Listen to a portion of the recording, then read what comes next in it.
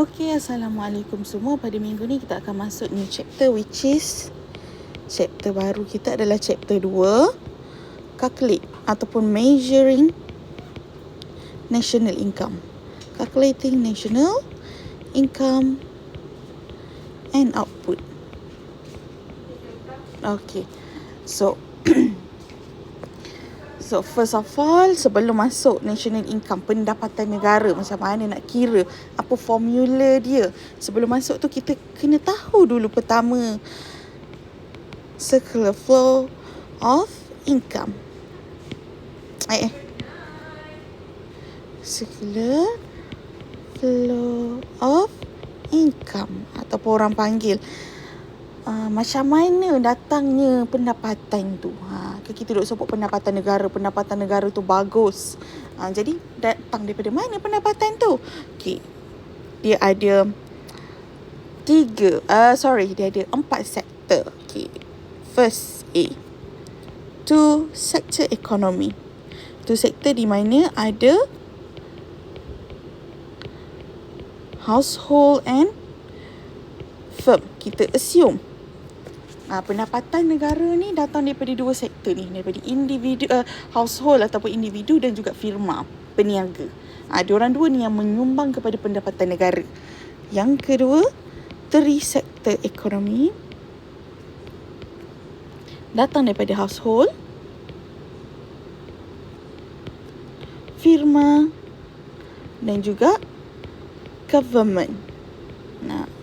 Kita add on satu lagi, orang kata punca pendapatan negara datang daripada kerajaan. Dan C, 4 sektor ekonomi, household, firm, government, and last adalah foreign sector.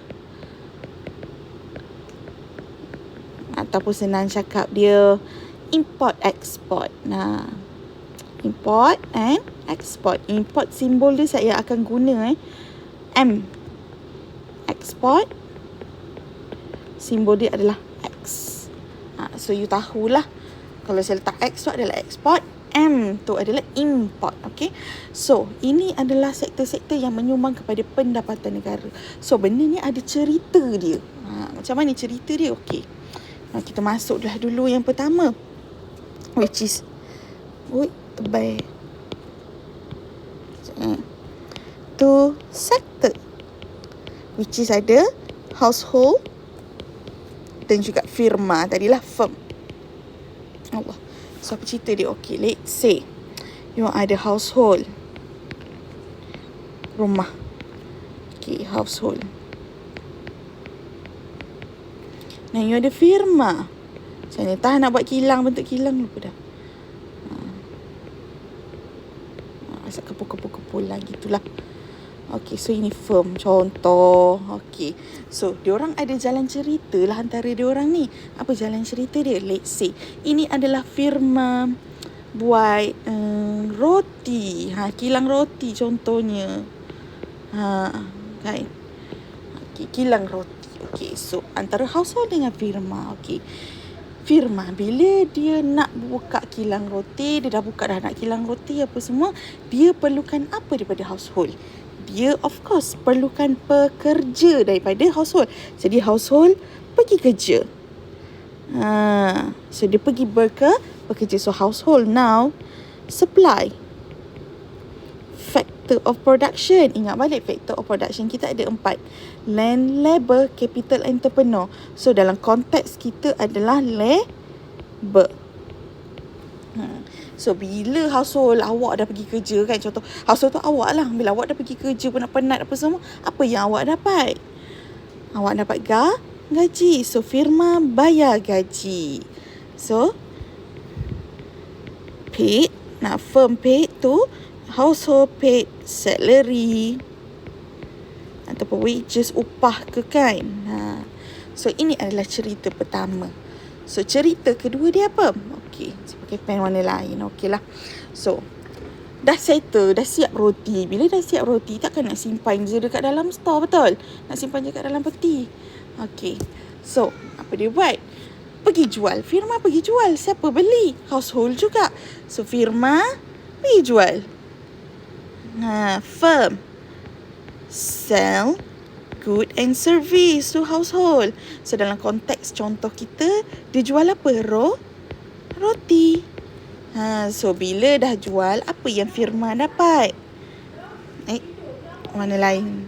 Sebagai warna lain, warna merah. Okey, apa yang household dapat? Household dapat untung. Household dapat untung pula. Firma dapat untung. So, household paid good and service to firm. Ini adalah cerita kedua. Nampak? Bila paid, dia akan dapat dalam bentuk untung. Saya akan gunakan term pie. Saya rasa daripada IKO 162 awak dah biasa kot. Term pie ni adalah menunjukkan profit. So, profit, household memberi profit kepada firma. So, itu adalah salah satu punca pendapatan. Okey. Settle untuk 2 sector ekonomi. So, now kita masuk kepada 4 sector ekonomi. 3 sektor ekonomi dulu. Cepat nak pergi ni. Okay, 2 sektor settle. Kita masuk 3 sektor ekonomi. Bila kita kata 3 sektor, cerita dia on household, firm and government. Okay. So, cerita dia sama je. Kejap, saya copy balik lah ni. Saya ambil contoh yang sama.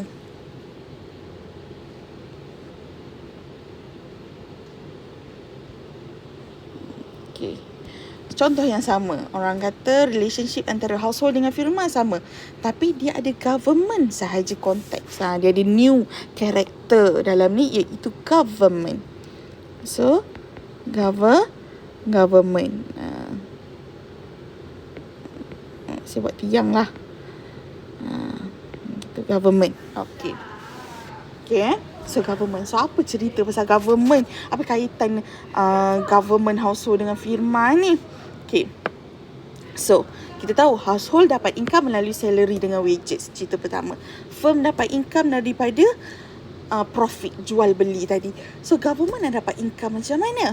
Ingat, antara income terbesar yang government boleh dapat adalah melalui tax. So, government dapat tax daripada warna purple. Okay. So, government receive tax daripada firma. Contoh, tax dia melalui apa yang pernah awak belajar dulu? Any tax lah, income tax, oleh sales and service tax. So, selalunya firma bayar kepada government GST ke, kan? SST ke, bayar tax satu. Corporate tax ke, So, selalunya benda ni adalah tax. So, kalau household pula bayar tax kepada government melalui apa? Income tax. Tu yang pernah dengar. Cukai pintu lah, cukai itulah, cukai ini. Itulah. So, kita bayar tax kepada government. Salah satu punca income. Okay. However, government pun memerlukan juga role ataupun tugas daripada household dan juga firma. Contohnya, barang-barang kerajaan yang kerajaan nak buat. Contoh nak buat tol, kan? Contoh nak buat tol. Okay, kerajaan. Kerajaan yang usulkan. Tapi diorang tidak ada pakar ataupun mesin untuk membuat tol, mesin tol ke apa benda. Jadi, they need to beli barang daripada firm. So, could be government beli. Government pay, buy lah orang kata. Government buy from firm. Good and service. Macam tu. Okay. So, government pun boleh bagi something dekat firma melalui subsidi. Kan?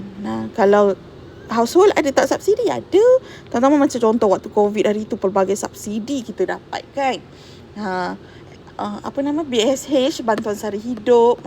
Sebelum-sebelum tu ada BRIM. Sebelum-sebelum tu kan ada. Itu antara salah satu benefit that household dapatlah daripada government. Nampak? Household juga boleh dapat income bukan datang daripada firm. Datang daripada government pun boleh. Sama juga dengan firma. Firma bukan boleh dapat untung sahaja daripada household. Firma juga boleh dapat untung daripada good and service yang dibeli oleh kerajaan. So, government buy good and servis. So dia dapat untung. So settle lah antara 3 sektor yang berlaku dalam ekonomi. Okay, next. Okay, next adalah 4 sektor ekonomi.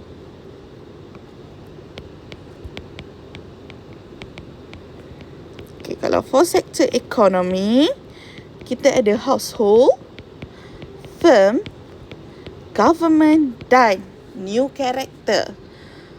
Export, import ataupun senang panggil foreign sector. Okay, foreign sector ni kita assume dia trade. Trade tu apa? Pertukaran antara 2 negara. Orang kata apa ni? Orang kata jual beli antara 2 negara. Sekarang bukan dalam negara je, antara negara lain dengan negara lain. Itu adalah international trade.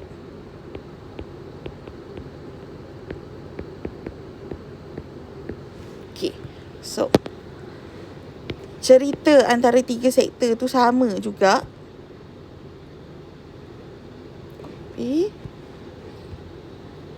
Paste. Okay, cuma dia ada new character which is international trade. Tak ada galah dah. Okay, ni cantiknya. Kejap ya. Okay.